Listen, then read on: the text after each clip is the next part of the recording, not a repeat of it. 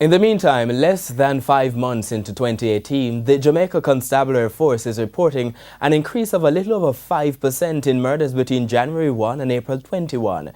While that's the case for murders, the latest crime stats show that serious crimes like rape and aggravated assault have declined. TVJ's Anthony Lugg has been examining the stats and filed this report. A crime wave is sweeping the country, and the government has been ramping up efforts to tackle the issue, declaring 2 states of emergency since the start of the year. One in the parish of St. James, which recorded over 300 murders, and St. Catherine North with 134 last year. But despite the enhanced security measures, the bloodletting continues. From January 1 this year up to April 21, 442 persons were killed.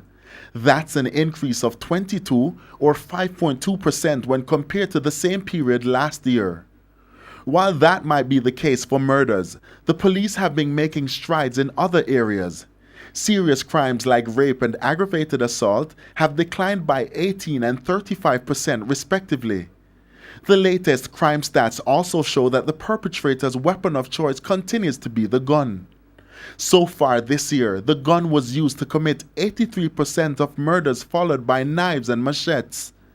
The police seized 239 illegal firearms. That's 31 less than the corresponding period last year. The firearms remain the same. Those include rifles, SMGs, shotguns, pistols, and revolvers. 3,922 rounds of ammunition has been recovered. So what about arrests?